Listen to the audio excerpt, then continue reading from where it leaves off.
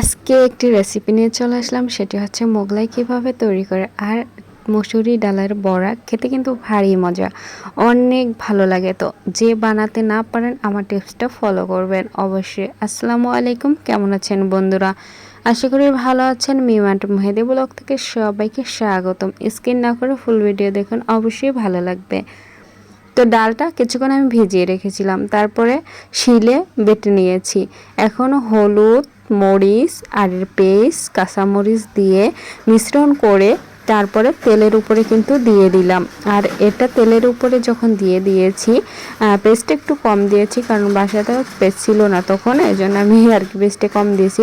কিন্তু পেস্টটা একটু বেশি দিলে হচ্ছে কি খেতে ভালো লাগে। আর হচ্ছে আমি যখন ভয়েসটা দিই তখনই হচ্ছে অনেক শব্দ, এছাড়া কোনো শব্দ আসে না। তো গাড়ি যাচ্ছিল পাশ দিয়ে, এই জন্য আর কি তাদের শব্দ, তো কিছু মনে করবেন না। আর স্কিন না করে ফুল ভিডিও দেখে যদি একটি গঠনমূলক কমেন্ট করেন অবশ্যই খুশি হব। আর ডালের বড়া এবার মুচমুচে করে কিন্তু আমার খেতে অনেক ভালো লাগে। এটা হচ্ছে পানি ভাত দিয়ে খেতে অনেক আমার কাছে ভালো লাগে, গরম ভাত দিয়েও খেতে ভালো লাগে। আর হচ্ছে আমি তো খেয়ে ফেলি খালি।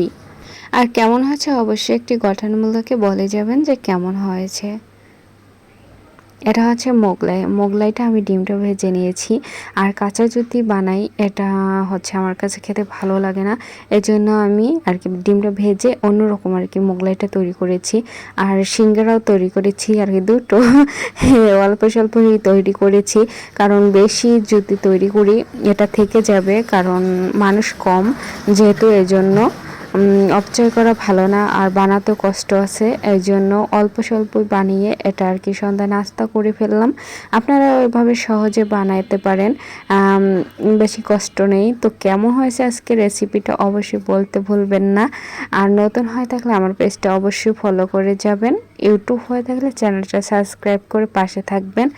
তো ভালো থাকেন সবাই আপুরা ভাইয়েরা, আল্লাহ হাফেজ।